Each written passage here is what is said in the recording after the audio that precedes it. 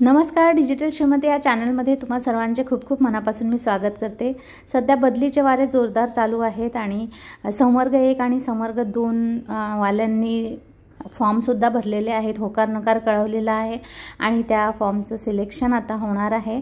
त्यांना ऑफलाईन ते सगळे कागदपत्रसुद्धा ऑफिसला मागितलेले होते आणि आता या 2 दिवसामध्ये म्हणजे 11-12 तारखेपर्यंत त्यांची तपासणी होणार आहे आणि कोणते फॉर्म रद्दबादल होणार आहेत तर ते आपण या व्हिडिओमध्ये पाहणार आहोत। शिवाय त्यांचं संभाव्य वेळापत्रक आहे तेही आपण त्याच्यावरही एक नजर टाकणार आहोत। व्हिडिओ आवडल्यास नक्की लाईक करा, शेअर करा, चॅनलवर नवीन असाल तर सबस्क्राइब करा। चला तर सुरू करूया। तर कालावधी दिनांक बघा 10 ते 12 जून 2025, दिनांक 7 ते दिनांक 9 जून 2025 पर्यंत या कालावधीत विशेष संवर्ग भाग 1 आणि विशेष संवर्ग भाग 2 याच्या शिक्षकांनी जे फॉर्म भरलेले आहेत, या भरलेल्या सर्व फॉर्मची आणि पुराव्यांची पडताळणीसाठी गट विकास अधिकारी, गट शिक्षण अधिकारी आणि तालुका आरोग्य अधिकारी यांच्या समितीमार्फत पडताळणी होईल, परंतु सर्व असणार आहेत सीईओ। या पडताळणीनंतर खालील प्रकारचे फॉर्म सीईओ लॉग इनवरून रिजेक्ट केले जातील। आता हे कोणते फॉर्म असणार आहे जे रिजेक्ट केले जाणार, तर त्याच्यामध्ये सगळ्यात पहिला आहे की पुरावे सादर न करू शकलेल्या शिक्षकांचे फॉर्म, म्हणजे जे शिक्षकांनी जे अपील केलं होतं तर त्या संदर्भातले जे पुरावे आहेत जर त्यांनी सादर केले नाही तर अशा शिक्षकांचे फॉर्म रद्दबादल केले जाणार आहेत। दुसरा आहे पडताळणीत अवैध ठरवलेले फॉर्म। पडताळणी करतेवेळी जर त्यांना ते वैध वाटले नाही तर त्याच्या संदर्भात त्यांचं पॅटर्न आहे, आजारपणाच्या संदर्भात असेल किंवा इतर गोष्टी, तर ते याचंच सर्टिफिकेट पाहिजे किंवा त्याचंच पाहिजे असं त्यांचे काही क्रायटेरिया आहेत, त्याच्यानुसार जर तुमचं नसेल तर ते अवैध ठरवले जातील ते सुद्धा फॉर्म।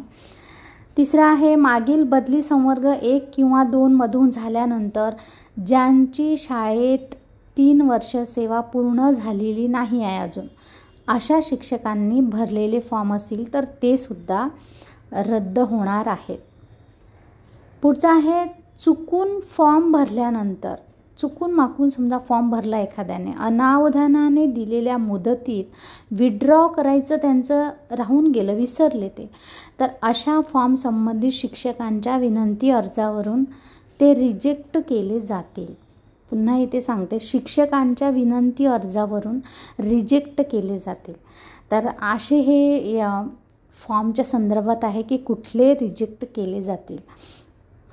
पुढे आहे माननीय मुख्य कार्यकारी अधिकारी यांनी रिजेक्ट केलेल्या शिक्षकांचे फॉर्म पुन्हा पोर्टलवर स्वीकारले जाणार नाहीत। हा टप्पा संपल्यानंतर शिक्षणाधिकारी लॉग इनवरून विशेष संवर्ग भाग 1 आणि विशेष संवर्ग भाग 2 या शिक्षकांच्या याद्या जाहीर केल्या जातील।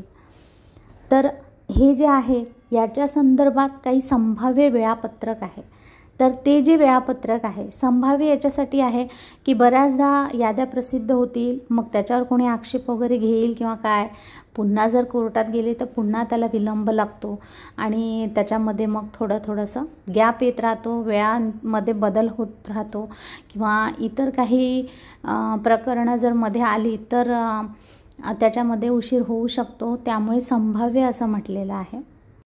त्यात बदली संवर्ग 1 साठी बघा 13/6/2025 ते 19/6/2025 कालावधी आहे, एकूण 7 दिवसांचा।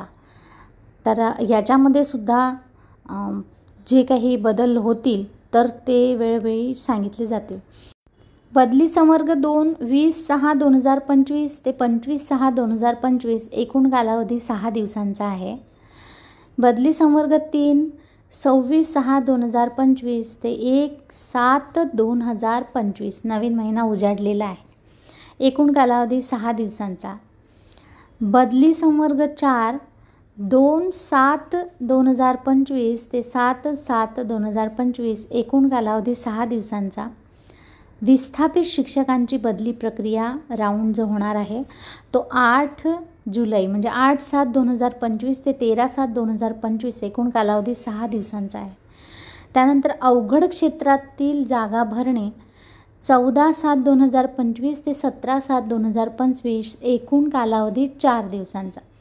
तर वरील वेळापत्रक हे संभाव्य असून यामध्ये जर कुठलीही न्यायालयीन किंवा प्रशासकीय अडचण निर्माण जर झाली तर ते कोणीही सांगू शकत नाही. आणि याच पद्धतीने बदलीचं पोर्टल सुरू राहिलं, सगळं सुरळीत जर सुरू राहिलं तर वेळापत्रकानुसारच बदल्या होण्याची शक्यता आहे.